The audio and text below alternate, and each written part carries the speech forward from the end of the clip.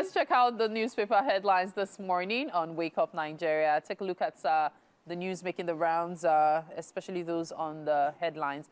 This morning, we begin with the Daily Independent, and the Daily Independent has this: federal government moves to enforce Supreme Court verdict on local government autonomy. That also featured in the news this morning. Raises 10-man Inter-Ministerial Committee led by Akume. Implements plan to save 10 billion naira from COP29 expenses. Now, as beautiful and as gorgeous as she is, I cannot believe that I did not remember to say Titi is also joining me on this. Because we're both wearing orange today, so I'll forgive you. So it felt like we just literally segued into it. I apologize, darling. No, okay, so back to the Daily Independent.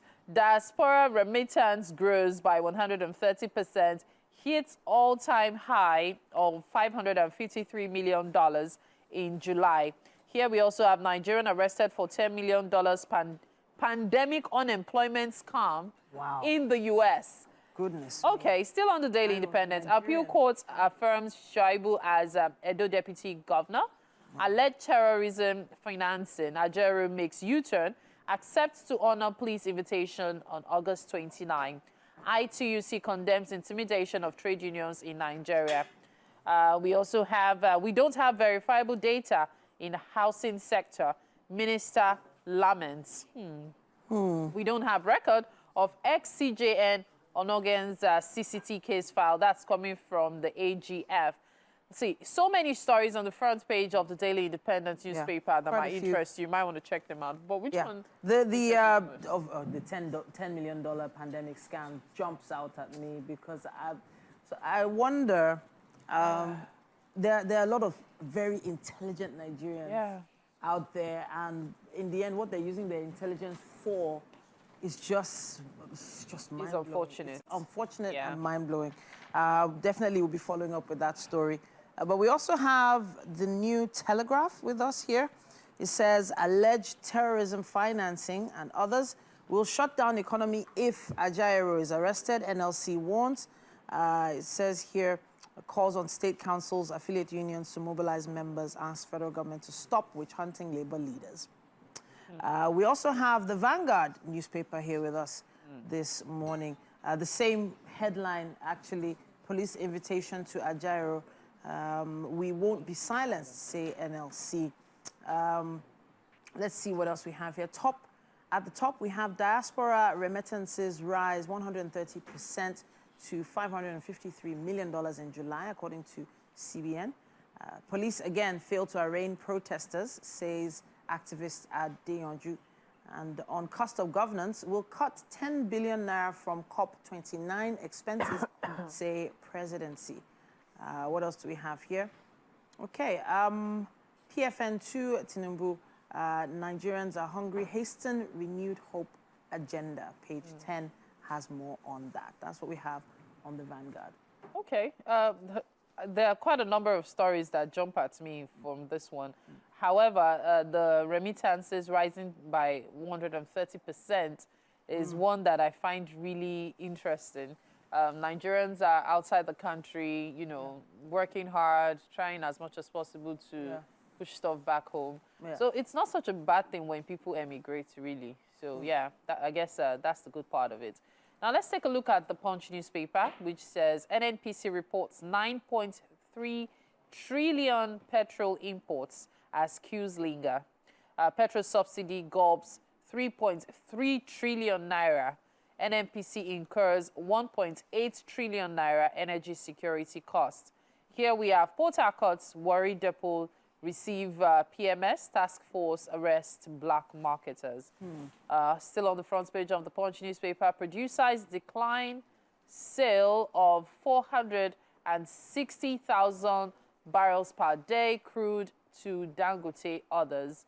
Forex shortage, domestic airlines ground 42 aircrafts. Akume lead LG Autonomy implementation panel. Down here we see 2027, the APC kicks as PDP backs call for Jonathan's return. One dies as Ogun hunters, herders clash. And 5 banks budget 222 billion naira for cyber security. Now, all of these stories and more you can catch in the Punch newspaper. It's about time banks started putting a bit more money into cybersecurity, to be honest, because the most recent cases of so-called hacks, well, alleged hacks, well, disruptions in the services. We're not sure exactly what happened to most of them. There are just rumors about them being hacked. But this is people's livelihoods, people's finances being entrusted to you.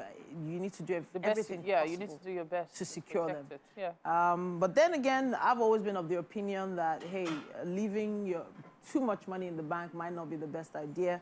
Investing in other things might be better, because it's like having all your eggs in one basket. That's how I wrap that up. Valid point, really. Valid point. Okay. We have the Nation newspaper here. It says here, NNPCL petrol sells for half its landing cost, according to NNPCL. That's the only headline we have there. We also have This Day newspaper with us. It says here, NLC seeks time extension for Ajaero to honor police invitation, threatens strike. AI accuses federal government of targeting labor leaders and attempt to cripple nation, or rather cripple union. ITUC condemns alleged intimidation of trade unions. Beneath the masthead here, it says, Clark, Wike must leave PDP for party to survive. Party inaugurates disciplinary reconciliation committee today. And right at the top there, same headline as similar papers. CBN declares $553 million remittance inflows amid FX reforms. All right, so more money coming into the country. Yeah. Let's hope it's being allocated and distributed accordingly. You know, but it's a good percentage I'm seeing there. Yeah. But that's why I had to make reference to it earlier. It could be better. Of course, it could be better. However, it's 130% is actually quite impressive. It's something. So we can only keep our fingers crossed, hoping that it even gets better. Yeah. When are you going to start remitting? Remitting? Time for you to move. Wow, really? Okay. I'm just kidding. After you. Me. As soon as Nigeria. Oh, the way I love this country. Yeah. We love this country. We love Nigeria. Well, yeah. We have quite a lot still to come, and we have MM in the kitchen. and of course Chef Ariola. Yes.